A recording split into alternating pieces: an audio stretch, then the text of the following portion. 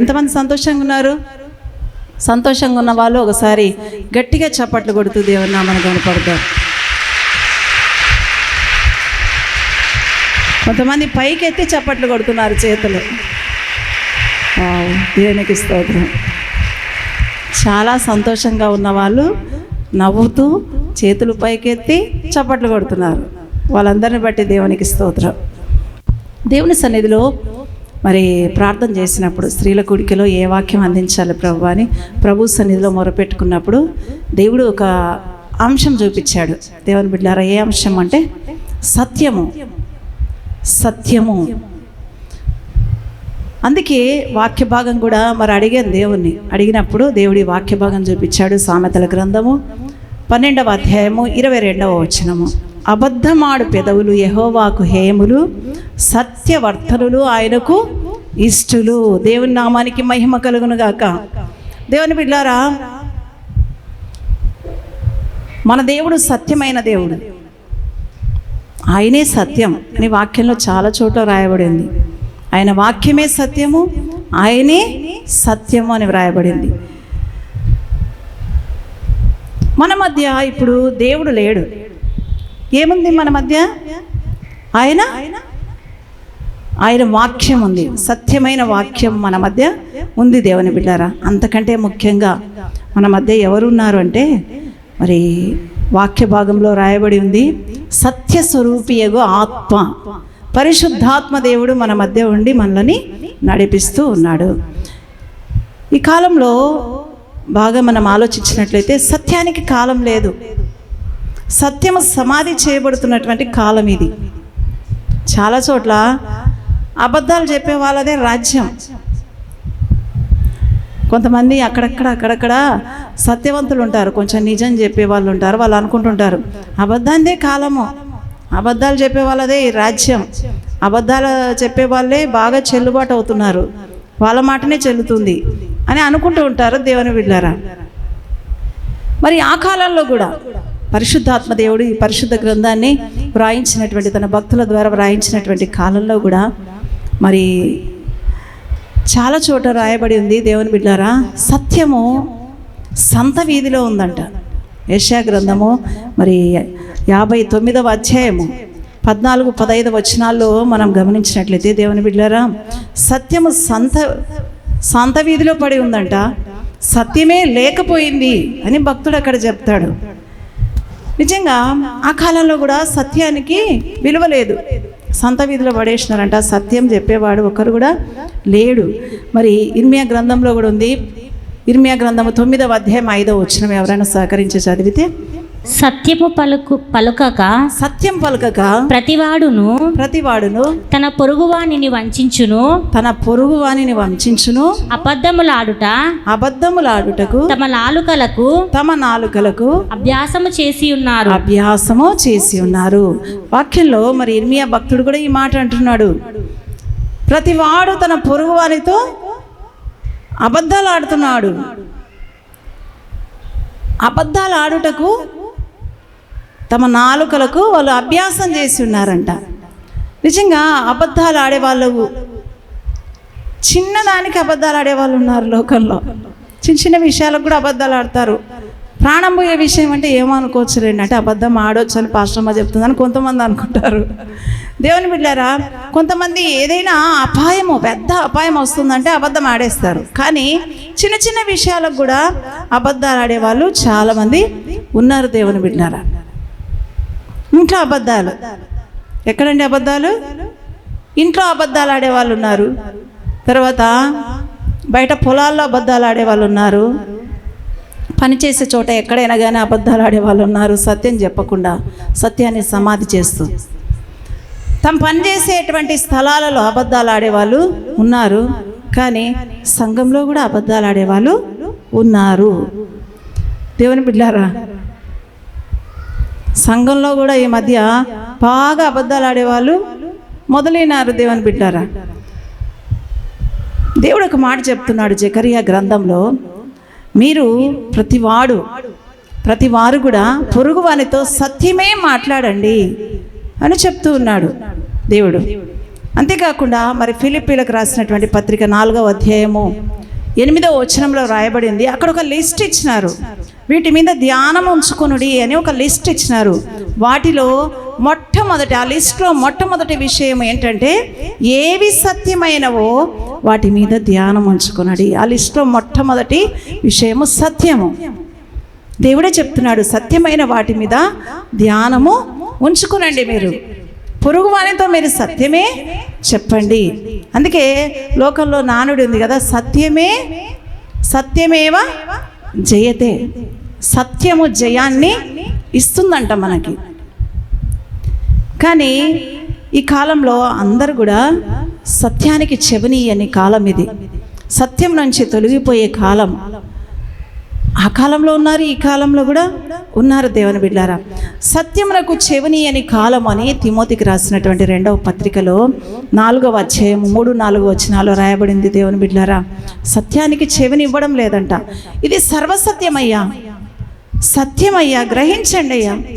పాపాలు ఒప్పుకోవాలి, రక్షణ పొందాలి. రక్షణ పొందితేనే దేవుని రాజ్యం. అంటే సత్యాన్ని పెడచెవిన పెట్టేవాళ్ళు చాలామంది ఉన్నారు దేవుని బిడ్డారా. మేము సత్యానికి చెవిని ఇవ్వము,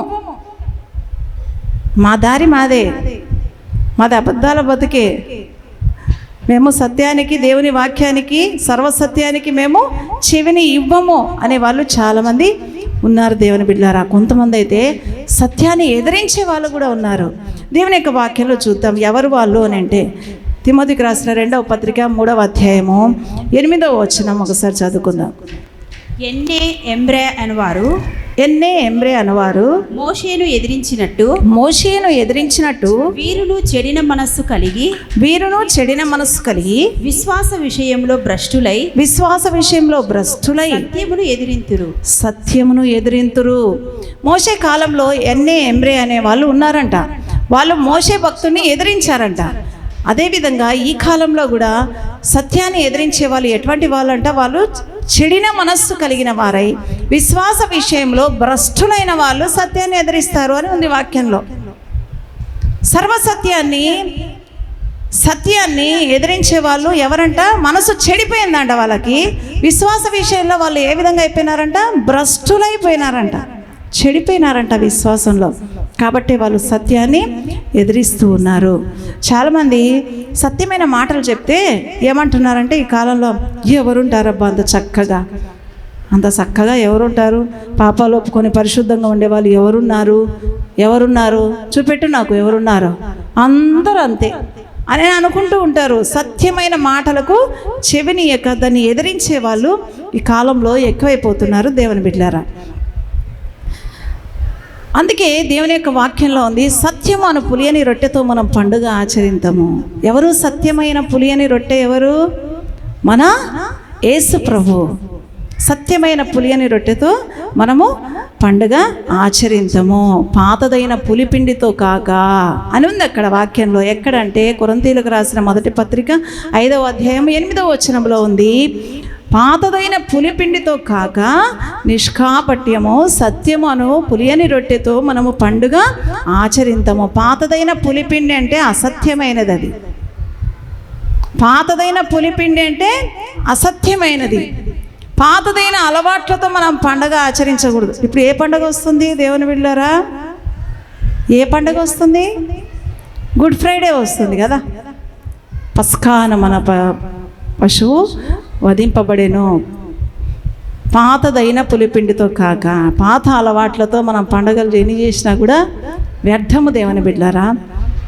సత్యమను పులియని రొట్టెతో క్రీస్తు ప్రభువును కలిగి, సత్యమైన దేవుణ్ణి కలిగి హృదయపూర్వకంగా మనం పండగ చేయాలని దేవుడు కోరుతూ ఉన్నాడు. దేవుని బిడ్డలారా, ఈ పులిసిన పిండి ఎవరంట? పాతదైన పులిసిన పిండి ఎవరంట? సద్దూకయ్యులు, పరిసయ్యులు వీళ్ళంట. వీళ్ళు ఎట్లా అంటే, వీళ్ళకి నేరాలు మోపడం అలవాటు, సత్యాన్ని ఎదిరించే అలవాటు. యేసు ప్రభు కూడా సత్యమైన దేవుడు. ఆ కాలంలో ఈ పాతదైన పులిపిండి ఉంది కదా, పాతదైన పులిపిండి అయినటువంటి పరిసయ్యులు, సద్దూకయ్యులు అనేవాళ్ళు సత్యాన్ని ఎదిరించారు. యేసు ప్రభును చాలా విషయాల్లో ఎదిరించి నేరాలు మోపడం మొదలుపెట్టారు. దేవుని బిడ్డలారా, ఆఖరికి ఆయనను సిలువకు అప్పగించారు. దేవుని బిడ్డలారా, కాబట్టి సత్యమును కలిగి మనము పండగ చేద్దాం, సత్యము కలిగి మనం దేవుణ్ణి ఆరాధిద్దాం. చాలామంది పరిశుద్ధమైనటువంటి బైబిల్ గ్రంథంలో స్త్రీలు ఉన్నారు దేవుని బిడ్డలారా. ఆ స్త్రీలు సత్యము పలకక, వారి జీవితాల్లో యథార్థమైన మనస్సును కలిగి ఉండక అపాయాన్ని కొని తెచ్చుకున్న వాళ్ళు ఉన్నారు. జాగ్రత్తగా మరి దేవుని మాటలు ఆలకిద్దాం. దేవుని బిడ్డలారా, మనసు పెట్టి దేవుని మాటలు మనం ఆలకిస్తే, సత్యమైనటువంటి వాక్కులు ఆలకిస్తే మన జీవితాలు ఆశీర్వదించబడతాయి. దేవుని బిడ్డలారా, మరి మొట్టమొదటిగా దేవాది దేవుడు స్త్రీని పురుషుని సృష్టించి వాళ్ళకి ఒక తోట వేశాడు. ఆ తోటలో కొన్ని ఫలవృక్షములు నాటాడు. ఆ తర్వాత అక్కడ ఆ స్త్రీ పురుషునితో ఏమని చెప్తూ ఉన్నాడంటే, దేవుడు మీరు ఈ తోట చెట్ల ఫలములు అన్నీ కూడా తినండి, కానీ తోట మధ్య ఉన్నటువంటి చెట్ల ఫలములు మాత్రం మీరు తినకూడదు. వాటిని దినమున మీరు నిశ్చయముగా చచ్చెదరు అని చెప్తాడు దేవాది దేవుడు.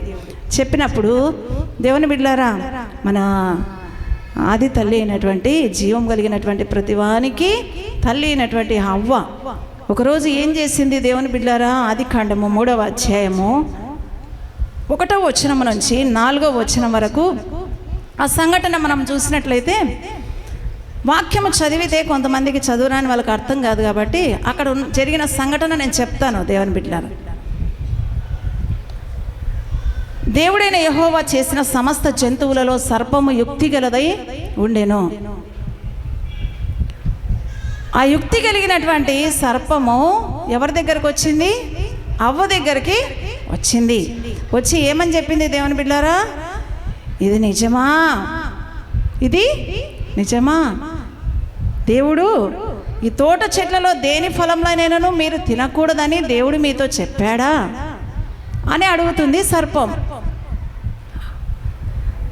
అడిగేసరికి మరి అక్కడ అవ్వ ఏమని చెప్తుంది దేవుని బిడ్డలారా? ఆ వాక్య భాగాన్ని చదువుకుందాం.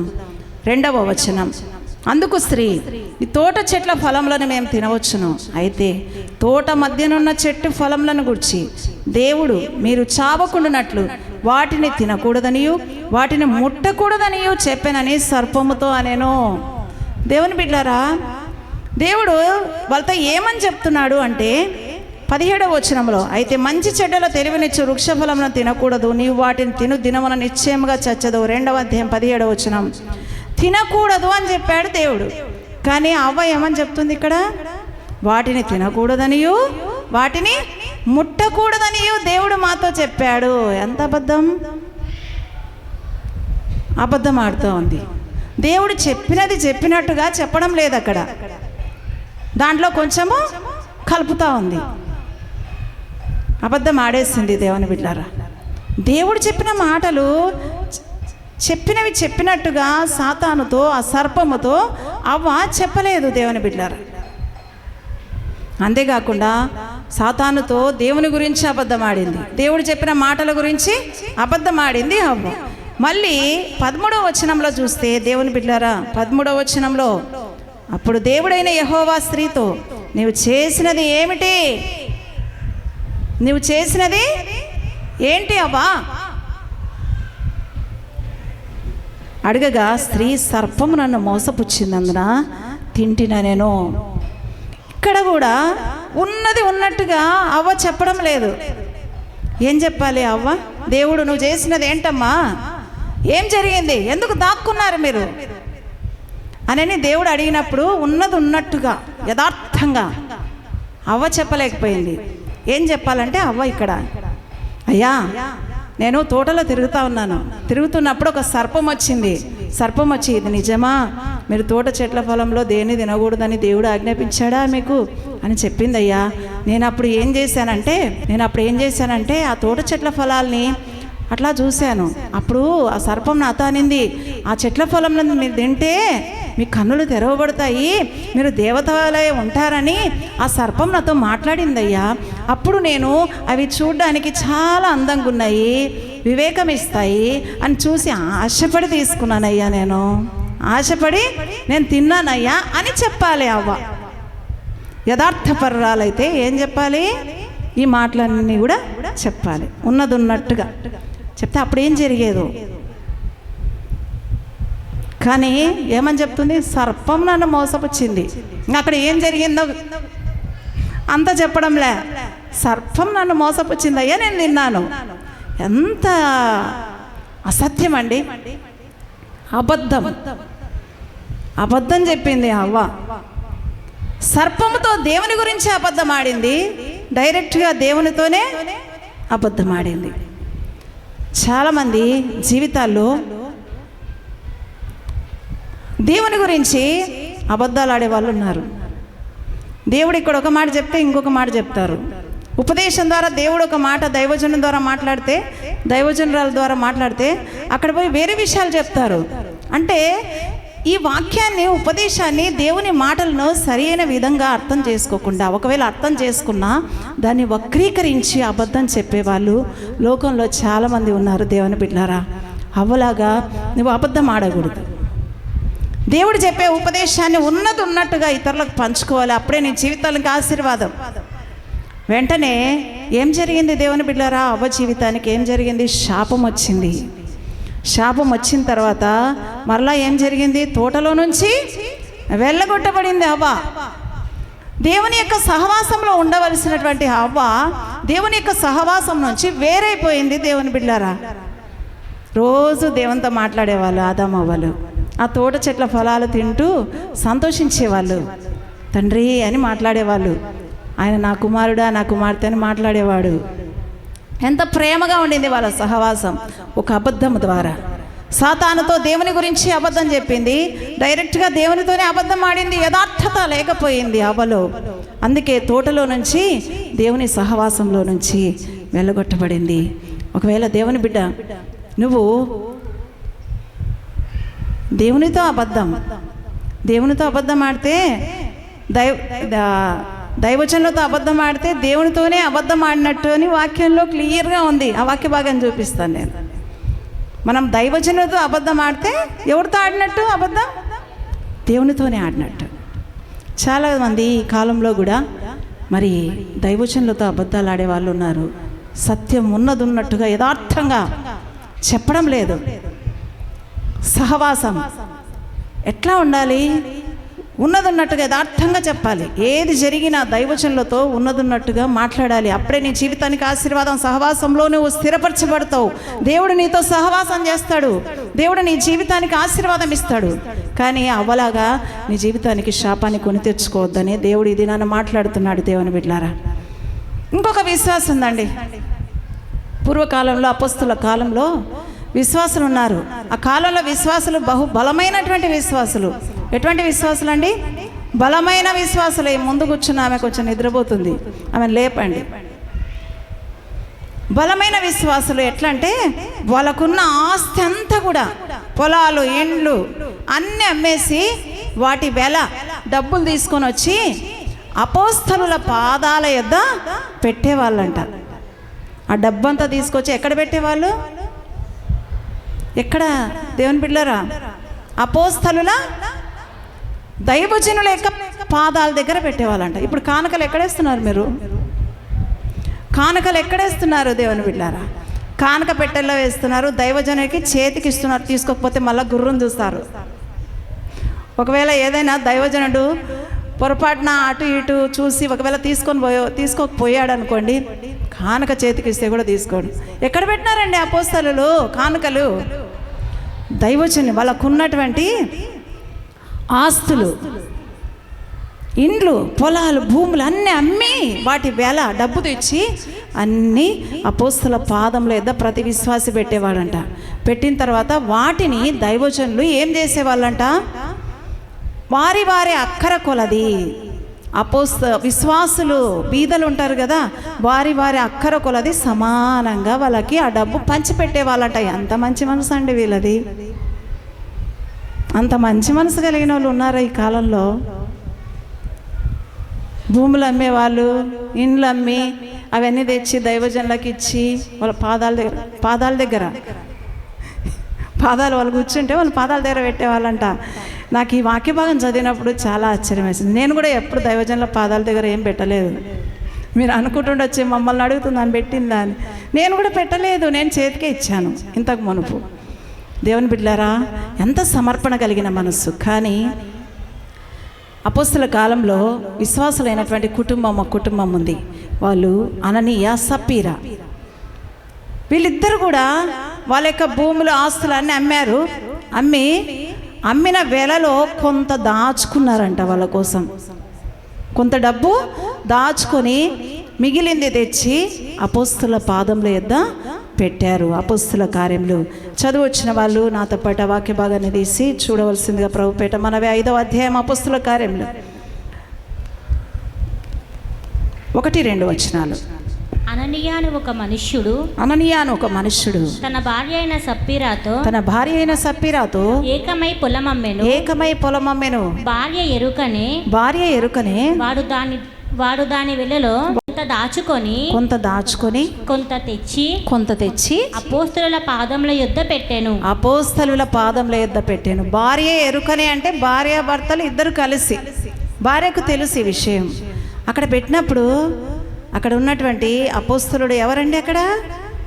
ఎవరున్నారు అక్కడ?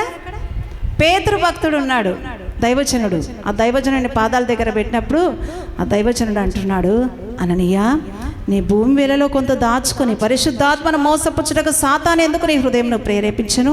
అది నీ యొద్దనున్నప్పుడు నీదే కదా. అమ్మిన పిమ్మట అది నీ వశమై ఉండలేదా? ఎందుకు ఈ సంగతి నీ హృదయంలో ఉద్దేశించుకున్నావు?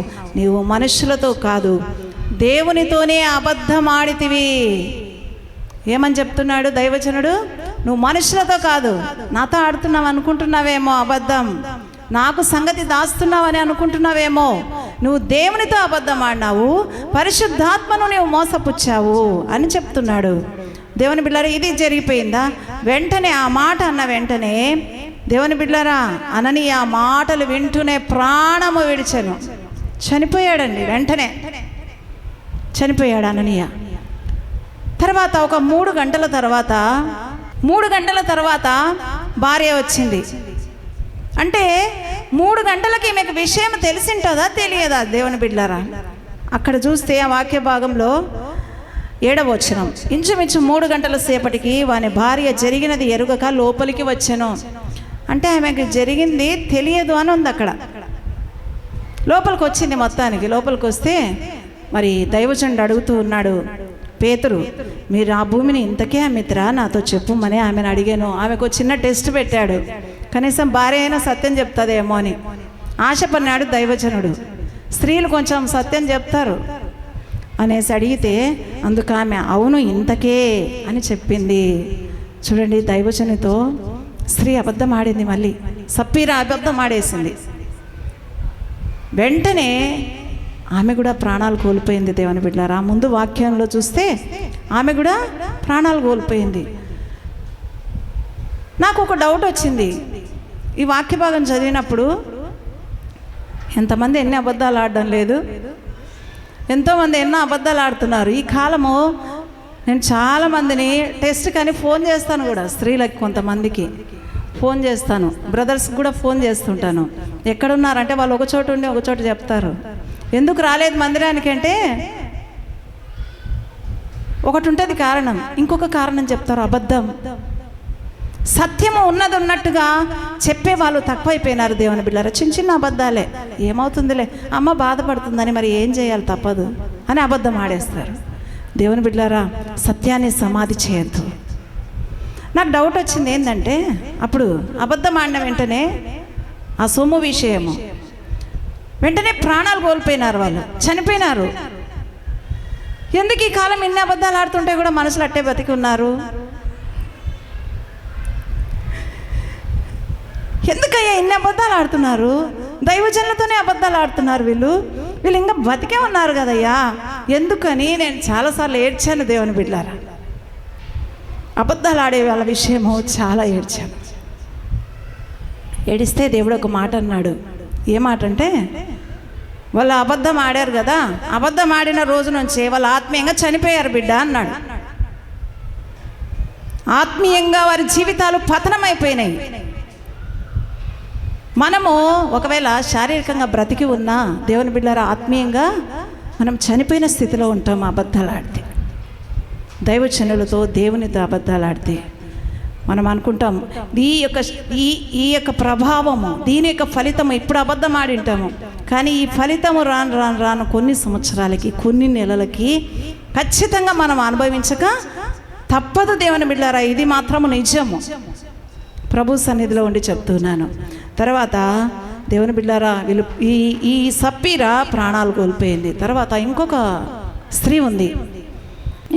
ఉంది దేవుని బిడ్డలారా. ఆ స్త్రీ పేరేమంటే రాహేలు, యాకోబు భక్తుని యొక్క భార్య.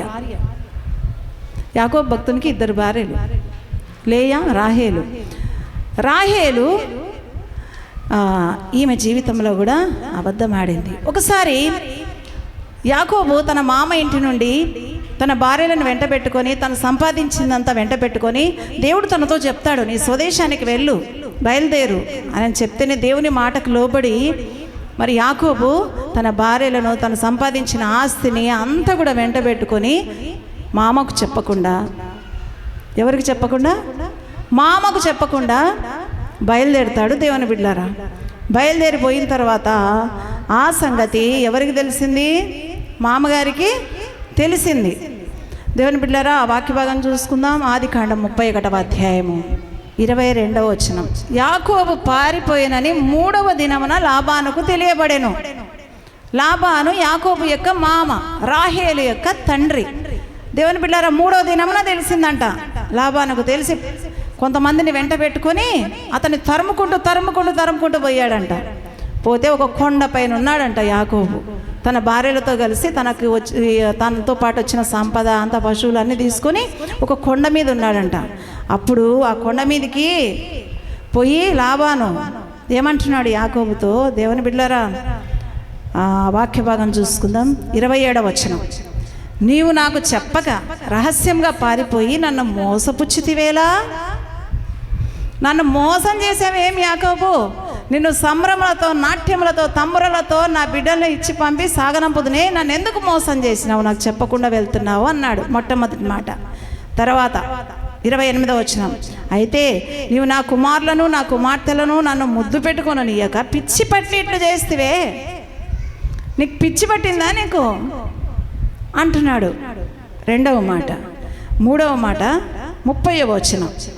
నీ తండ్రి ఇంటి మీద బహువాంఛగలవాడవై వెళ్ళగూరిన ఎడల వెళ్ళుము. నా దేవతలను ఏల దొంగిలితివి నువ్వు. నాకు గృహ దేవతలు ఉన్నాయి ఇంట్లో. ఆ దేవతలను నువ్వు ఎందుకు విగ్రహాలను తీసుకొని పోతున్నావు? దొంగతనం చేసినావు నువ్వు యాకోబు అంటాడు. 3 విషయాలు చెప్తా ఉన్నాడు అక్కడ. నన్ను మోసపుచ్చావు అంటున్నాడు. ఆ తర్వాత నీకు పిచ్చి పట్టిందా ఇట్లా చేసావు అంటున్నాడు. ఆ తర్వాత ఇంకొక మాట, నా దేవతలను నువ్వు ఎట్లా దొంగిలిస్తావు, నువ్వు దొంగవు అంటున్నాడు. ఈ 3 మాటలు రాహేలు వినిందా లేదా? దేవుని బిడ్డలారా, వినిందా లేదా? యాకోబుతో పాటు రాహేలు అక్కడ ఉంది. ఈ మాటలన్నీ వినింది. తన తండ్రి తన భర్తను అంటూ ఉంటే వినింది. మౌనంగా ఉంది. ఆ విగ్రహాలను, ఆ గృహదేవతలను ఎవరు దొంగిలించారు? రాహేలు దొంగిలించింది, యాకోబుకు తెలియకుండా. తండ్రి ఇంటి నుంచి అవన్నీ మూట కట్టుకొని బయలుదేరింది రాహేలు. తండ్రికి విషయం తెలియదు, భర్తకు విషయము తెలియదు. దేవుని బిడ్డలారా, తెలియకుండా వాటి మూట కట్టుకొని వచ్చింది. కనీసము ఇంత గొడవ జరుగుతుంది. తన తండ్రికి తన భర్తకు గొడవ జరుగుతుంది. కొంతమంది చూడండి, గొడవలు పెట్టి గమ్మునుంటారు మౌనంగా. వాళ్ళు కొట్లాడుతూ ఉంటే తనకు నిజం తెలుసు. అక్కడ రాహేలు వచ్చి సత్యాన్ని ఒప్పుకుంటే సరిపోతుంది, కానీ ఒప్పుకోలేదు దేవుని బిడ్డలారా. అలాగే ఉంది తన గుడారంలో మౌనంగా. తర్వాత ఏం జరిగింది? యాకోబు అన్నాడు రోషంగా, ఏం నన్ను దొంగ అంటున్నావు? నాకు పిచ్చి పట్టింది అంటున్నావు? నేను మోసపుచ్చాను అంటున్నావు? ఎందుకు చేశాను ఆ పని అని అంటున్నాడు. చూడండి 31వ వచనం. యాకోబు, నీవు బలవంతంగా నా ఎద్దు నుండి నీ కుమార్తెలను తీసుకుందువేమో అనుకొని నేను భయపడ్డానయ్యా. తర్వాత ఇంకొక మాట అంటున్నాడు, ఎవరి యొద్ద నీ దేవతలు కనబడునో వారు బ్రతకకూడదు. నీవు నా ఎద్దునున్న వాటిని మన బంధువుల ఎదుట వెదకి నీవు దాన్ని తీసుకొనమని లాబానుతో చెప్పాను. రాహేలు వాటిని దొంగిలినని యాకోబునకు తెలియలేదు. దేవుని బిడ్డలారా, చూడు, ఇక్కడ ఉన్న గుడారాలన్నీ వెతుకు, ఎక్కడన్నా దొరుకుతాయేమో అవి వెతుకు అని అన్నాడు యాకోబు. నేను భయపడ్డానయ్యా, నీ కుమార్తెలను తీసుకుంటానేమో అందుకని. ఇవన్నీ జరుగుతున్నాయి కదా. మౌనంగా ఉంది రాహేలు. అక్కడ భర్తకి ఏం కలుగుతుంది దేవుని బిడ్డలారా? ఏం కలుగుతుంది భర్తకు?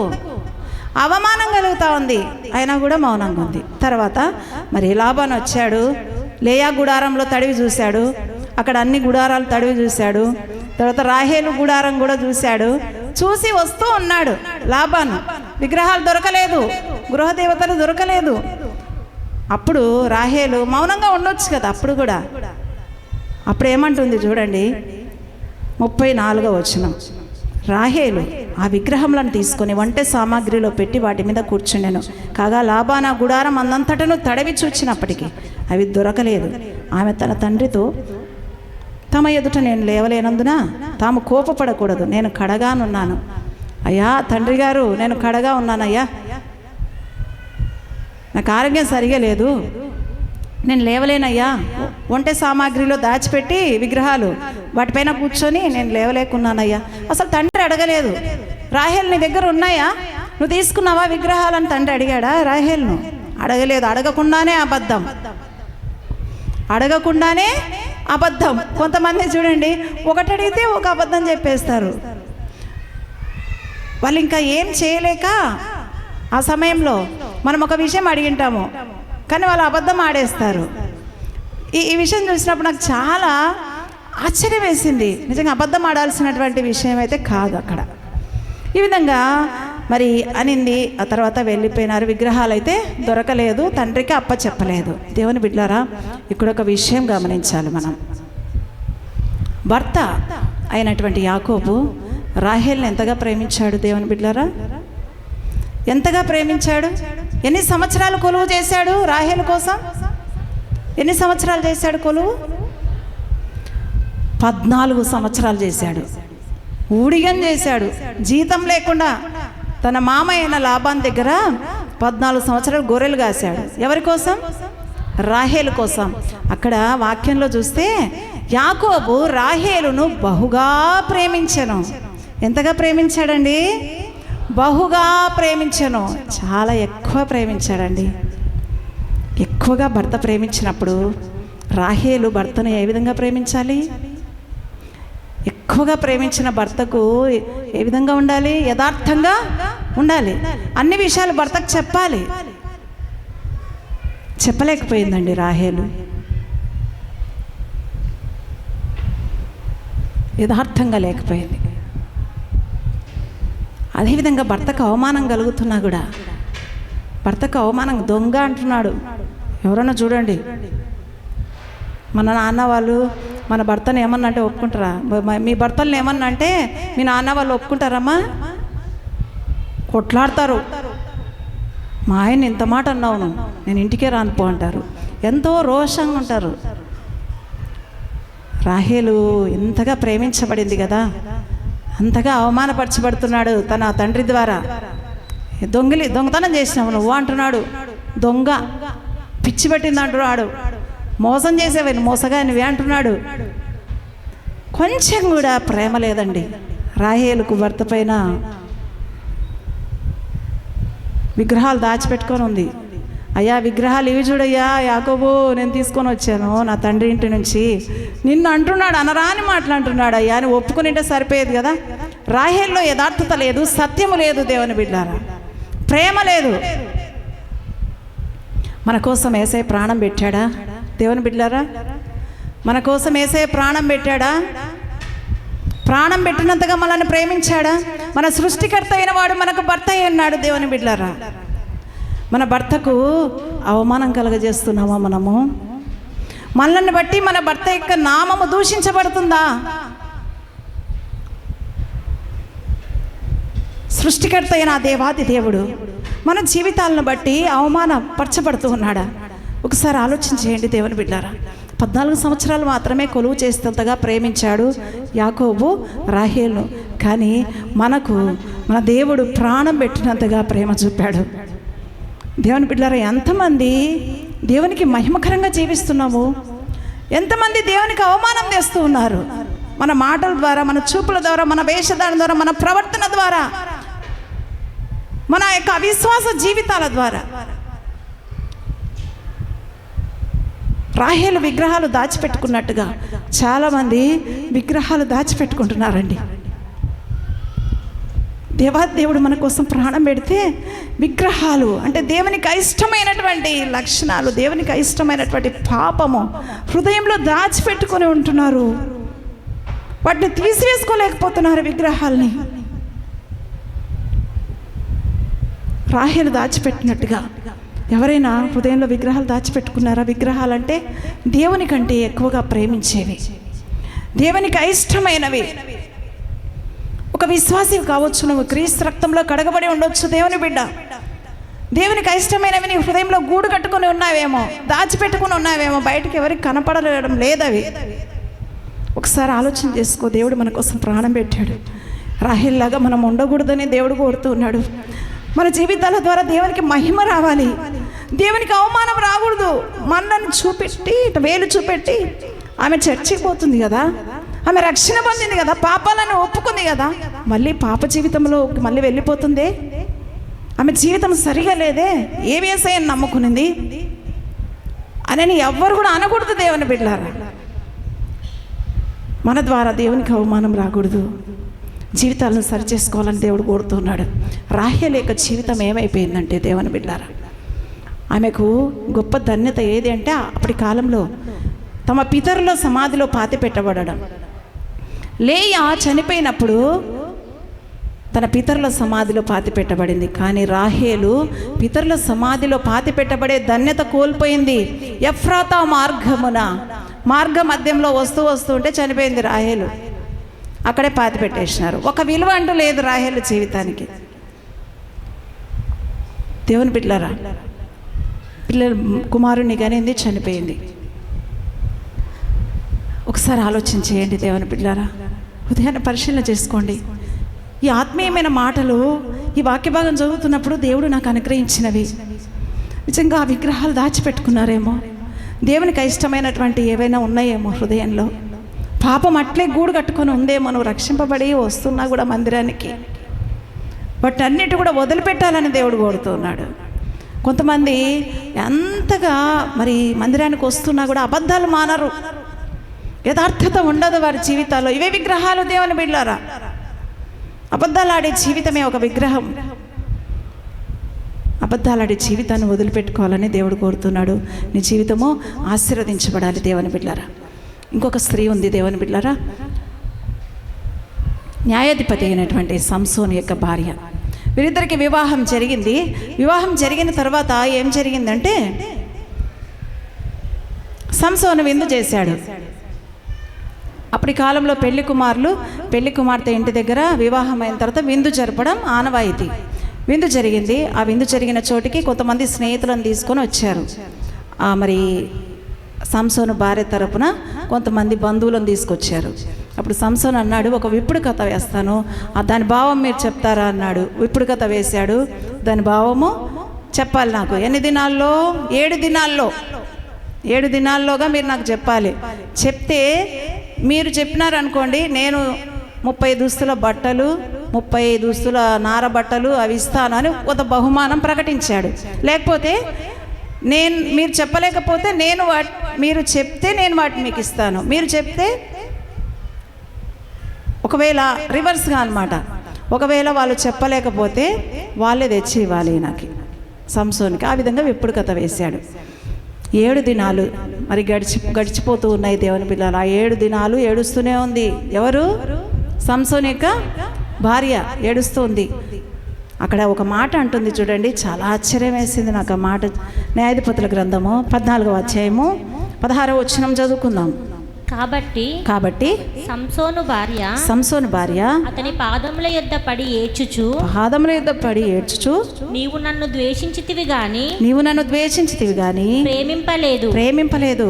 నీవు నా జనులకు ఒక విప్పుడు కథను వేసితివి. దాన్ని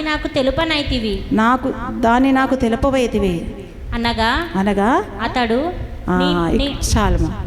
ఇక్కడ చూస్తే నీవు నా జనులకు ఒక విప్పుడు కథ వేస్తేవి నా జనులకు. పెళ్ళయింది కదండి, సంసోను భార్యకు పెళ్ళయింది కదా, ఏమంటుంది? నా జనులు, నా జనులకు ఒక విప్పుడు కథ నీవు వేస్తివే, దాని భావం నాకు తెలుపనైతివి. నువ్వు నన్ను ప్రేమిస్తున్నావా లేదా ద్వేషిస్తున్నావా? నువ్వు నన్ను ద్వేషిస్తున్నావు కాబట్టి చెప్పడం లేదు, నేను 7 దినాలు ఏడుస్తూ ఉన్నాను అని తన భర్తతో బాధపడుతుంది. చూడండి, బాధపడింది. ఆ విప్పుడు కథ భావము సంసోను చెప్పాడు భార్యకు, తల్లిదండ్రులకు కూడా చెప్పలేదు. సంసోను చెప్పాడు. ఆ తర్వాత ఆ సంసోను ఓడిపోయాడు. 30 దుస్తుల బట్టలు, అవి బహుమానం ఎంత అయితే ఉందో అంతా వాళ్ళకి తెచ్చిచ్చాడు. తెచ్చిచ్చి కోపంతో వెళ్ళిపోయాడు. ఈమె ఏమైపోయింది? సంసోను భార్య వేరే అతనికి ఇవ్వబడింది. కుటుంబం నాశనం చేసుకుందండి సంసోను భార్య. కుటుంబాన్ని ఏం చేసుకుంది? సంసారాన్ని కూల్చుకుంది. ఎందుకు సంసోను భార్య ఈ విధంగా భర్తను తొందర పెట్టింది అంటే, అక్కడ వాళ్ళు బెదిరిస్తారు. వచ్చి ఏమని బెదిరిస్తారు? నువ్వు ఆ విప్పుడు కథ భావాన్ని నీ భర్త ద్వారా మాకు తెలియచేయకపోతే నిన్నును నీ తండ్రి ఇంటి వారిని అగ్ని వేసి మేము కాల్చేస్తాము అంటారు. ఈ మాట అన్న తర్వాత సంసోను భార్య ఏం చెప్పాలి భర్తకు? భర్తను ప్రేమించినదైతే, భర్త దగ్గర యథార్థత కలిగినటువంటి భార్య అయితే ఏం చెప్పాలండి? బెదిరిస్తున్నప్పుడు ఏం చెప్పాలి? అయ్యా నన్ను బెదిరిస్తున్నారయ్యా, వాళ్ళు కాల్ చేస్తామంటున్నారయ్యా, నా తండ్రి ఇంటి వారిని నన్ను కాల్ చేస్తామంటున్నారయ్యా, నన్ను కాల్ చేస్తారంట అని ఒకవేళ సంసోనుకు చెప్పిండాల్సింది కదా భర్తకు. చెప్పలేదండి, దాచిపెట్టింది. అందుకే జీవితం నాశనం చేయబడింది దేవుని బిడ్డలారా. యథార్థంగా ఉండరు కొంతమంది భార్యలు భర్త దగ్గర. ఉన్నది ఉన్నట్టుగా చెప్పడం లేదు చాలామంది. ఇంకా పైగా ఏమంటున్నారు? నా జనులు, తన జనుల కోసం. ఎవరు తన జనులు?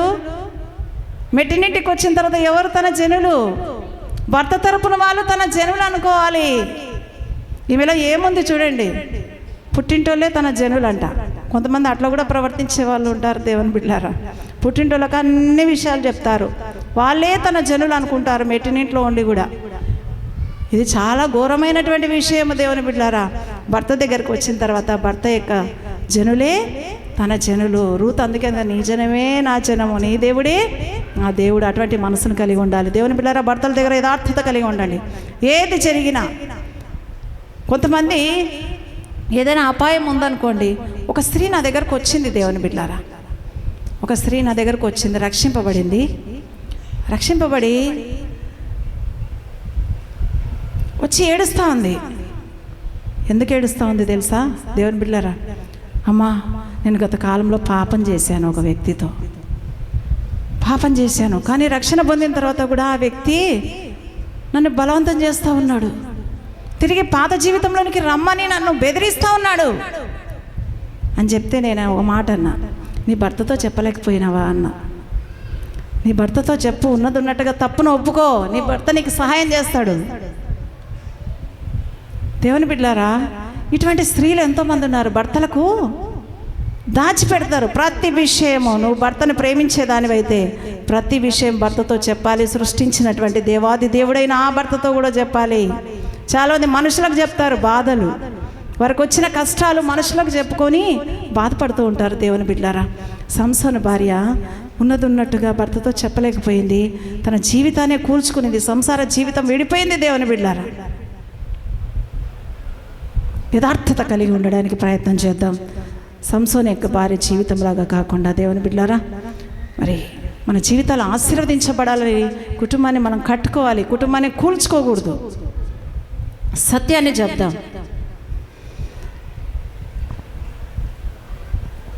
ఇంకా కొంత మనకి ముందుకు పోతే సత్యాన్ని నమ్మడం వల్ల ఏం ఆశీర్వాదాలు, సత్యాన్ని వెంబడించడం వల్ల ఏం ఆశీర్వాదాలు, సత్యాన్ని అనుసరించడం వల్ల ఏం ఆశీర్వాదాలు, ఆ తర్వాత సత్యాన్ని విడిచిపెట్టకుండా ఉండడం వల్ల ఏం ఆశీర్వాదాలు, సత్యాన్ని కొని ఉంచుకోవడం వల్ల ఏం ఆశీర్వాదాలు ఉంటాయో దేవుని యొక్క వాక్యంలో మరి క్లుప్తంగా తెలుసుకొని, మరి 2 స్త్రీల గురించి తెలుసుకొని ముగించుకుందాం దేవుని బిడ్డలారా. దేవుడు మనం సత్యం చెప్తే సత్యాన్ని మనం అనుసరిస్తే ఎంతగా సంతోషపడతాడు. మరి యోహాను పత్రిక 3వ పత్రిక 1వ అధ్యాయము 4వ వచనం ఆ వాక్య భాగం చదువుకుందాం. యోహాను రాసినటువంటి 3వ పత్రిక 1వ అధ్యాయం 4వ వచనం. నా పిల్లలు సత్యమును అనుసరించి నడుచుకొనుచున్నారని వినుట కంటే నాకు ఎక్కువైన సంతోషము లేదు. దేవుని నామానికి మహిమ కలుగును గాక. మనం సత్యాన్ని అనుసరించి నడుచుకుంటే దేవునికి ఎక్కువగా సంతోషం. మనం సత్యాన్ని అనుసరించి నడుచుకుంటే దేవుని బిడ్డలారా దైవజనులకు సంతోషం. మనం సత్యాన్ని అనుసరించి నడుచుకుంటే మన కుటుంబస్తులకి సంతోషం, భర్తలకు సంతోషం. దేవుని బిడ్డలారా, మరి సత్యాన్ని నమ్ముట వలన మన జీవితాలకు రక్షణ దొరుకుతుందని దేవుని యొక్క వాక్యంలో రాయబడి ఉంది. మొట్టమొదటిగా సత్యాన్ని నమ్మడం వల్ల తెస్సలోనికలకు రాసిన 2వ పత్రిక 2వ అధ్యాయం 13వ వచనంలో ఈ వాక్య భాగం రాయబడి ఉంది. సత్యాన్ని నమ్ముట వలన మన జీవితాలకు రక్షణ. చాలామంది సర్వసత్యాన్ని నమ్మనటువంటి ప్రజలు ఉంటారు. వారి జీవితాలకు రక్షణ ఉండదు. దేవుని బిడ్డలారా, రక్షణకు దూరంగా ఉంటారు. పాపాలు ఒప్పుకోరు. వారి జీవితాలు పరిశుద్ధపరచుకోరు. 3 రోజులు ఉపవాసం ఉండి పాపాలు ఒప్పుకోవాలంటే ఏంటది? ఆదివారం చర్చికి పోతాము, వస్తాం అంతే. చర్చికి పోతాము, వస్తాము. నామకార్థ జీవితాల్లో మగ్గిపోతున్న వాళ్ళు అనేక మంది ఉంటున్నారు. దేవుని బిడ్డలారా, రక్షణ లేదు. రక్షణ లేకపోతే మన జీవితాలకు నరకము నియమించబడి ఉంది. దేవుని బిడ్డలారా, సత్యాన్ని నమ్ము. దినం దేవుడు తెలియజేస్తున్నాడు, సర్వసత్యం నమ్ము. వాక్యానుసారంగా 3 దినములు ఉపవాసం ఉండి ప్రతి పాపమును ఒప్పుకొని పరిశుద్ధపరచుకుంటే దేవుడు నిన్ను పేరు పెట్టి పిలుస్తాడు. నీ జీవితానికి రక్షణ దొరుకుతుంది. దేవుడు నీ జీవితాన్ని దర్శిస్తాడు. సత్యాన్ని నువ్వు నమ్ము. ఈ సత్యాన్ని నమ్మి రక్షణ కూర్చో. దేవుడు నిన్ను రక్షిస్తాడు. దేవుని యొక్క రాజ్యం నీకు లభిస్తుంది. దేవుని యొక్క వాక్యంలో ఉంది, కృపా సత్యములు రాజును కాపాడును. సామెతల గ్రంథం 20వ అధ్యాయం 28వ వచనంలో రాయబడింది. సత్యం మనల్ని కాపాడుతుంది. అబద్ధం వల్ల మన జీవితాలకు కాపుదల ఉండదు. దేవుని బిడ్డారా, సత్యము మన జీవితాలని కాపాడుతుంది. రాజును కాపాడును, మనలను కూడా కాపాడుతుంది. తర్వాత సామెతల గ్రంథం 3వ అధ్యాయం 3వ వచనంలో ఉంది. చాలామంది అనుకుంటూ ఉంటారు, దేవుడు నా పైన దయ చూపడం లేదు, కనికరం చూపడం లేదు, దేవునికి దయనే లేదు, నా జీవితంలో ఈ సమస్య పోవడమే లేదు, నా జీవితంలో ఈ రోగం పోవడమే లేదు, దేవుడు ఎందుకు నన్ను కనికరించడం లేదు అని చాలామంది కృంగిపోయే వాళ్ళు ఉంటున్నారు. దేవుని బిడ్డలారా, దేవుని యొక్క వాక్యంలో సామెతల గ్రంథము 3వ అధ్యాయము 3వ వచనంలో ఉంది, నువ్వు సత్యమును విడిచిపెట్టకుండా ఉంటే, నీ మెడకు నువ్వు కంఠభూషణముగా ధరిస్తే సత్యాన్ని, నీవు దేవుని దృష్టి యందును మనుషుల దృష్టి యందును దయనొందిన వాడవై మంచి వాడవు అని అనిపించుకుంటావంట. దయ, దేవుని దయ పొందుకోవాలంటే నీ జీవితంలో సత్యమును విడిచిపెట్టకుండా ఉండు. ఒకవేళ సత్యం నుంచి తొలగిపోతున్నావేమో, దేవుని యొక్క మార్గం నుంచి పక్కకు తొలగిపోతున్నావేమో, అందుకే నీ జీవితంలో దేవుని దయ పొందడం లేదేమో, రోగం పోవడం లేదేమో, సమస్య పోవడం లేదేమో. ఒకసారి హృదయాన్ని పరిశీలన చేసుకోవాలి. దేవుని బిడ్డలారా, ఎప్పుడు నన్ను చెడ్డది అంటారు అందరూ, మంచిదని ఎవ్వరు అన్నారు. నేను చెడ్డదానేలేమా.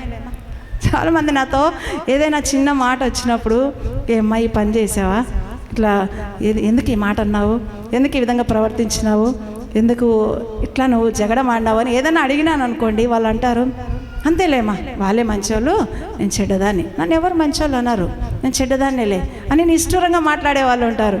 కానీ నువ్వు దేవుని దృష్టికి మనుషుల దృష్టికి మంచి దానవు నువ్వు అని అనిపించుకోవాలంటే సత్యాన్ని విడిచిపెట్టొద్దు. నువ్వు సత్యమైన మార్గంలో సత్యమైన మార్గంలో సత్యమైనటువంటి క్రమాలకు, సంఘ క్రమాలకు నువ్వు లోబడి నడుచుకో, నేను మంచిదానివే అంటారు. సరైనటువంటి విధంగా ప్రార్థన జీవితం ఉండదు, బల్లకూడికలకు వెళ్ళలేవు, నువ్వు అన్ని కార్యక్రమాలకు పరిచర్యకు ప్రభు సన్నిధిలో నువ్వు కనపడవు. దేవుడు దయ ఎట్లా చూపుతాడు? దేవుని బిడ్డలారా, ఒకసారి ఆలోచించుకో. తర్వాత కొంతమంది సత్యమునందు ఆసక్తి కలిగిన వాళ్ళను న్యాయాధిపతులుగా నియమించారు మోషే కాలంలో. నిర్గమకాండం 18వ అధ్యాయము 21వ వచనం. సత్యమందు నువ్వు ఆసక్తి కలిగి ఉండు. ఉపదేశం పట్ల, దేవుని మాటల పట్ల, దేవుని సన్నిధి పట్ల నువ్వు ఆసక్తి కలిగి ఉంటే నువ్వు నియమించబడతావు దేవుని బిడ్డ, నువ్వు నియమించబడతావు. నీకు ఒక అధికారం అంటూ ఉంటుంది ప్రభు సన్నిధిలో. పరలోకంలో కూడా అధికారిగా నేను నియమిస్తాడు దేవుడు.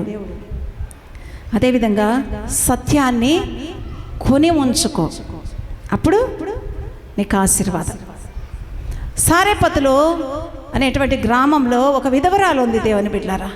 ఆ విధవరాలు దైవజనుని యొక్క మాట చొప్పున చేసింది, తన జీవితము ఆశీర్వదించబడింది. రాజుల మొదటి గ్రంథము 17వ అధ్యాయంలో ఈ మాటలు రాయబడి ఉన్నాయి.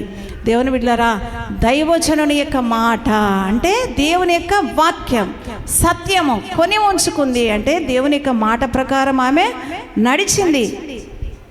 కాబట్టి ఆమె జీవితంలో ఆమె పోషించబడింది. చాలామంది నా పిల్లలను పోషించుకోలేకపోతున్నాను, వ్యాపారాలు లేవు, నేను పోషించబడలేకపోతున్నాను, నష్టం, ఎక్కడ చూసినా నష్టం, పొలం వేసుకుంటే నష్టం, పోషించబడడానికి కూడా లేదమ్మా, నాకు తినడానికి కూడా లేదమ్మా అని చాలామంది అంటూ ఉంటారు. దేవుని బిడ్డారా, నువ్వు పోషించబడాలంటే సత్యాన్ని కొని ఉంచుకో, సత్యాన్ని అమ్మివేయక దాన్ని కొని ఉంచుకొనుమో అని వాక్యంలో రాయబడింది. దేవుని యొక్క మాట, ఉపదేశాలు నీ హృదయంలో ఉంచుకో, ఆ మాటల ప్రకారం నువ్వు నడుచుకో. దేవుని బిడ్డ, సారేపతులోని విధవరాలు ఎవరు భర్త లేడండి, పోషించే భర్త లేడు, ఆమె అనేక దినములు పోషించబడిందంట, ఆమె పిల్లలు. అక్కడ రాయబడింది వాక్యంలో. దేవుని పిల్లరా, నువ్వు పోషించబడతావు. ఏది తక్కువ కాకుండా నువ్వు పోషించబడాలంటే దేవుని యొక్క మాట ప్రకారము నీ జీవితాన్ని కట్టుకోవాలని దేవుడు కోరుతూ ఉన్నాడు. దేవుని బిడ్డారా, ఒక స్త్రీ ఉందండి, ఒక స్త్రీ ఉంది పరిశుద్ధ గ్రంథంలో. ఆ స్త్రీ యొక్క జీవితము బాగలేదు. ఆమె ఒంటరిగా ఒకసారి మధ్యాహ్న కాలమందు ఒక బావి దగ్గరికి పోయింది, ఊరు బయట. ఆ బావి దగ్గరికి పోతే అక్కడ యేసుప్రభు ఉన్నాడు. యేసుప్రభు ఆమెతో మాట్లాడుతున్నాడు. యోహాను సువార్త 4వ అధ్యాయంలో ఆ మాటలు రాయబడి ఉన్నాయి. దేవుని బిడ్డలారా, మాట్లాడుతూ ఉన్నాడు. చివరకు యేసుప్రభు అన్నాడు, నేను ఇచ్చే నీళ్లు తాగేవాడు ఎప్పుడు కూడా దప్పి కొనడు అని చెప్పాడు ఆమెతో మాట. చెప్తే, అయ్యా చేదుకొనుటకు నేను ఇంత దూరం రాకుండా ఆ నీళ్ళేవో నాకు ఇస్తావయ్యా అని అడిగింది. అడిగితే, నీ పెనిమిటిని పిలుచుకొని రా అన్నాడు యేసుప్రభు. నీ పెనిమిటి అంటే భర్త, నీ భర్తను పిలుచుకొని రాపమ్మా, ఆ నీళ్ళు ఇస్తాను అన్నాడు. అంటే అప్పుడు ఆమె అనింది, నాకు పెనిమిటి లేడు. ఆ వాక్య భాగం చదువుదాం దేవుని బిడ్డారా ఒకసారి. యోహాను సువార్త 4వ అధ్యాయము 17-18 వచనాలు. ఆ స్త్రీ నాకు పెనిమిటి లేడనగా యేసు ఆమెతో నాకు పెనిమిటి లేడని నీవు చెప్పిన మాట సరియే, నీకు 5 పెనిమిట్లుండిరి, ఇప్పుడు ఉన్నవాడు నీ పెనిమిటి కాడు, సత్యమే చెప్పితివనెను. దేవుని నామానికి మహిమ కలుగును గాక. ఈమె సత్యం చెప్పిందండి, ఒక విశ్వాసి కాదండి, ఒక విశ్వాసి కాదు, ఈమె సత్యమే చెప్పితివా నేను అని యేసుప్రభు ఆమె గురించి సాక్ష్యం చెప్తూ ఉన్నాడు. ఉన్నది ఉన్నట్టుగా చెప్పింది. యేసుప్రభుతో అబద్ధం ఆడలేదు. నాకు పెనిమిటి లేడయ్యా అంటే ఆమె జీవితం సరిగా లేదు. జీవితం సరిగా లేని ఆమె యేసుప్రభుని చూసేసరికి అబద్ధం ఆడలేకపోయింది. ఉన్నది ఉన్నట్టుగా సత్యము. యేసుప్రభు ఎంత సాక్ష్యం చెప్తున్నాడు. యేసుప్రభు మనల్ని గురించి అంటాడా దేవుడు, నువ్వు సత్యమే చెప్తున్నావమ్మా అని నేను ఎప్పుడన్నా అన్నాడా? అనాలి. సమరయ స్త్రీ జీవితంలో చూడండి, ఆమె జీవితం సరిగా లేదు. స్వేచ్ఛగా ఆమె అందరి మధ్యలో వచ్చి పని చేసుకునేది కాదండి, ఒంటరిగా వచ్చింది. అందరితో కలిసి రాలేకపోయింది. ఆమెకు అంత స్వతంత్రత లేదు. భయంగా పాపం చేసినటువంటి స్త్రీగా ఉంది. భయంగా ఆ మధ్యాహ్న కాల సమయంలో ఎవరు లేనటువంటి సమయంలో ఆ బావి దగ్గరకు వచ్చింది.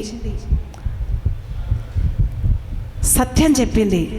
ఆమె జీవితం మార్చబడింది. దేవుని బిడ్డలారా, సత్యము చెప్పినందుకు ఆమె జీవితము మార్చబడింది.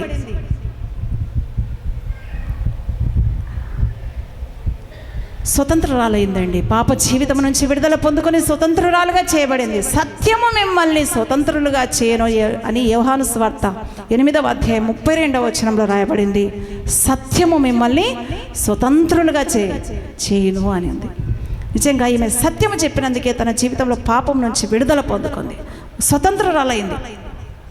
పాప బంధకాల్లో ఉన్నటువంటి ఈమెకు విడుదల దొరికింది. వెంటనే ఆమె జీవితంలో తాను పొందుకున్నటువంటి ఆ సత్యాన్ని గురించి అనేకులకు యేసుప్రభుతో మాట్లాడిన మాటలను తెలియజేసింది. ఊరి వారందరినీ కూడా యేసుప్రభు దగ్గరికి నడిపించింది. దేవుని బిడ్డారా, కొంతమంది అనుకుంటూ ఉండవచ్చు, నా జీవితం సరిగా లేదు, నేనేం చేస్తాను, నేను దేవుని బిడ్డగా మార్చబడతానా, నా జీవితం ఎంతే, నా జీవితాన్ని మార్చుకోలేకపోతున్నాను, ఇంకా అనేక మందిని ఏం నడిపిస్తాను, నా కుటుంబాన్ని నడిపించుకోలేకపోతున్నాను ప్రభు సన్నిధి. కానీ చాలామంది బాధపడుతూ ఉంటారు. పాపంలో ఉన్నటువంటి స్త్రీ అండి ఈమె సత్యం చెప్పింది. ఉన్నది ఉన్నట్టుగా పాపాన్ని ఒప్పుకుంటే దేవుని బిడ్డ నీ జీవితాన్ని కూడా దేవుడు మార్చగలుగుతాడు, నీ హృదయాన్ని మార్చగలుగుతాడు, నువ్వు పాపం నుంచి విడుదల పొందుకోగలుగుతావు, అనేకులను ప్రభు దగ్గరికి నడిపించిన దానవైతావు. దేవుని బిడ్డ ఎంత ఆశీర్వాదం పొందుకోగలిగింది సమరయ స్త్రీ. సమరయ అనేటువంటి గ్రామంలో ఉన్నటువంటి స్త్రీ. దేవుని బిడ్డలారా, ఆ స్త్రీలాగా ఉండడానికి ప్రయత్నం చేద్దాం, సత్యం చెప్దాం, ఉన్నది ఉన్నట్టుగా యథార్థంగా ప్రభు పాదాల దగ్గర ఉన్నది ఉన్నట్టుగా పాపాన్ని ఒప్పుకుంటే నీ జీవితం ఆశీర్వదించబడుతుంది. పాపాన్ని కప్పుకుంటే నువ్వు అదే విధంగా శాపంలో ఉంటావు, దేవుని రాజ్యం నీకు లభించదు. దేవుని బిడ్డ,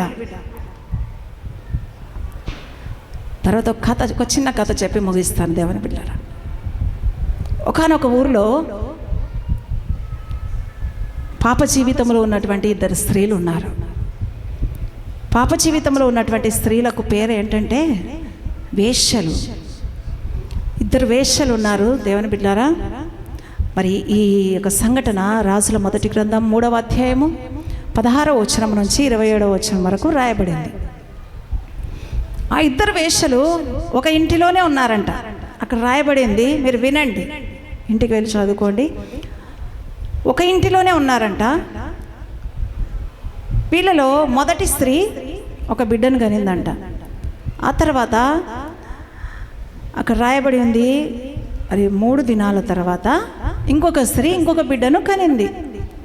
మొత్తానికి ఇద్దరు బిడ్డలను కన్నారు, కుమారులను కన్నారు. కన్న తర్వాత రెండవ స్త్రీ యొక్క బిడ్డ చనిపోయిందంట. ఎందుకు చనిపోయిందంటే ఆ స్త్రీ రాత్రి పడుకున్నప్పుడు బిడ్డ మీద పడిపోయిందంట. అంటే బిడ్డను చూసుకోలే, బిడ్డ పట్ల శ్రద్ధ చూపలే, బిడ్డ మీద పడిపోయింది. ఆ బిడ్డ చనిపోయింది, కుమారుడు చనిపోయాడు. చనిపోయినప్పుడు ఆ పక్కన ఉంది కదా స్త్రీ, ఆ స్త్రీ దగ్గర ఉన్న బిడ్డను తన దగ్గర తీసుకొని రెండవ స్త్రీ ఈ కుమారుని తీసుకుపోయి, చచ్చిపోయినటువంటి కుమారుని తీసుకుపోయి అక్కడ పెట్టేసిందంట. పెట్టేసిన తర్వాత ఈ మొదటి స్త్రీ చూసింది, బాగా కుమారుని చూసి, అయ్యో ఈ బిడ్డ నా బిడ్డ కాడే అనుకొని ఇద్దరు కలిసి వాదులాడుకొని, చచ్చినది నీ బిడ్డ, బ్రతికున్నది నా బిడ్డ అని వాదులాడుకొని రాజు దగ్గరికి న్యాయానికి వెళ్ళారు. న్యాయానికి వెళ్ళి విషయం అంతా చెప్పింది మొదటి స్త్రీ. చెప్పినప్పుడు సొలొమోను రాజు ఒక తీర్పు చెప్పాడు. ఏం తీర్పు అంటే, ఒక కత్తి తీసుకొని రండి అన్నాడు. ఆ కత్తి తీసుకొని వస్తే ఏమన్నాడు, వెంటనే ఈ బిడ్డను, ఈ కుమారుణ్ణి ఖడ్గముతో సగం సగం చేసేయండి, చేసేసి ఒక భాగం ఆ స్త్రీకి ఇవ్వండి, ఒక భాగం ఈ స్త్రీకి ఇవ్వండి అని చెప్పాడు. చెప్పిన వెంటనే ఆ బ్రతికి ఉన్న కుమారుని యొక్క, ఆ బిడ్డ యొక్క తల్లి, అక్కడ రాయబడింది దేవుని బిడ్డలారా, పేగులు తరుక్కొని పోయినదై. అక్కడ ఆ వాక్య భాగం చదవగానే నాకు చాలా ఆశ్చర్యం వేసింది. రాజుల మొదటి గ్రంథము 3వ అధ్యాయంలో దేవుని బిడ్డలారా 26వ వచనం, అంతటా బ్రతికి ఉన్న బిడ్డ యొక్క తల్లి తన బిడ్డ విషయమై పేగులు తరుగుకొని పోయినదై రాజునొద్ద, నా ఏళ్ళవాడ, బిడ్డని ఎంత మాత్రము చంపక దానికే ఇప్పించమని మనవి చేయగా, ఆ రెండవ స్త్రీ, అది నాదైనను దానిదైనను కాకుండా చేరి సగము చేయమనెను. చూడండి, మొదటి స్త్రీకి రెండవ స్త్రీకి ఎంత తేడా ఉంది.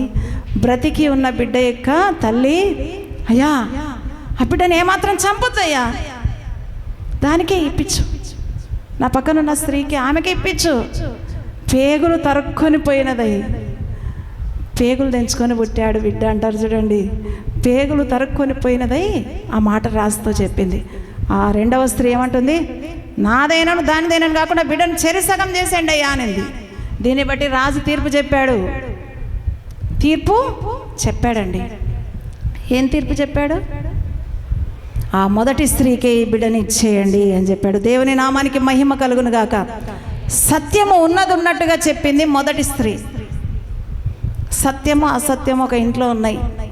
సత్యవంతురాలు ఒక ఇంట్లో ఉంది, అదే ఇంటిలో అసత్యవంతురాలు కూడా ఉంది, అబద్ధికురాలు ఉంది. వెంటనే ఆ బిడ్డను ఆమెకు ఇచ్చేశారు. దేవుని బిడ్డలారా, ఈ మాటలు చదువుతున్నప్పుడు నాకు చాలా ఆశ్చర్యం వేసింది.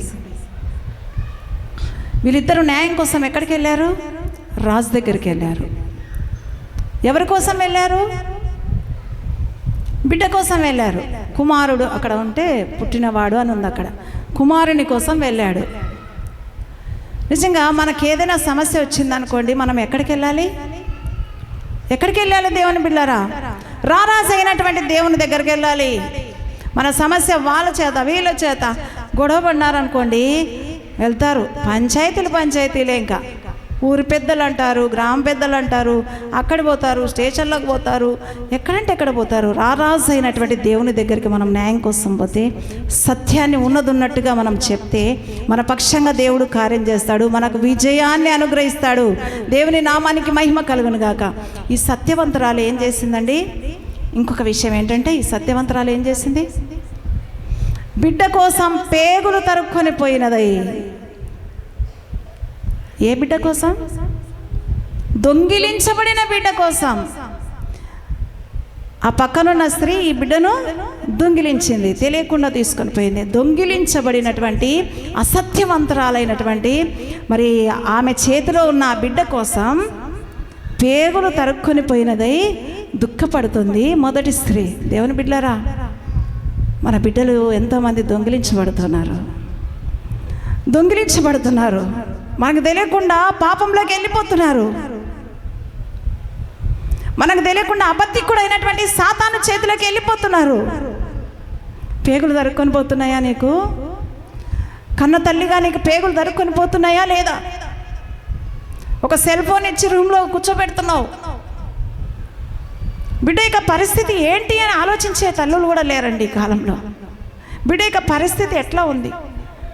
అసలు తన మాట చాలామంది స్త్రీలు నాతో చెప్తుంటారు, నా మాట వినడం లేదమ్మా, నా కొడుకు నా మాట వినడం లేదు, నా బిడ్డ నా మాట వినడం లేదు, తను ఏదో ఒక ధ్యాసలోకి వెళ్ళిపోయింటది, నేనేం పిలిచినా పలకదు అంటే దొంగిలించబడి ఉంటారు వాళ్ళు. సాతాను దొంగిలిస్తుందండి మన బిడ్డల్ని. సాతాను దొంగతనం చేస్తూ ఉంది మన బిడ్డల్ని. దొంగిలించబడకుండా మనం శ్రద్ధ చూపాలి మన బిడ్డల పట్ల. ఆ స్త్రీ శ్రద్ధ చూపలేదు కాబట్టి నిర్లక్ష్యం చేత తన బిడ్డను పోగొట్టుకునింది. దేవుని బిడ్డలారా, శ్రద్ధ చూపడంలే. బిడ్డలు ఏం చేస్తున్నారు? ఒంటరిగా ఉన్నప్పుడు ఏం చేస్తున్నారు? అసలు వాళ్ళ యొక్క పరిస్థితి అంతా, వాళ్ళ నడతలను కనిపెట్టాలి. గుణవతి అయినటువంటి స్త్రీ తన ఇంటి వారి నడతలను కనిపెడుతుందంట దేవుని బిడ్డ. మన బిడ్డలు దొంగిలించబడుతూ ఉన్నారు. యవన జీవితంలో అడుగు పెట్టగానే సాతాను చేతులకు వెళ్ళిపోతున్నారు. వాళ్ళ కోసం పేగులు దొరుకుని పోయేటట్టుగా మనం ప్రభు దగ్గర బతిమాలుతున్నామా? దేవుని బిడ్డలారా, చాలామంది మరి వాళ్ళని పోగొట్టుకున్న తర్వాత ఏడుస్తారు. బ్రతికి ఉండగానే పేగులు దొరుకుని పోయేటట్టుగా బ్రతిమలాడితే ఖచ్చితంగా మన బిడ్డలు మనకు దొరుకుతారు.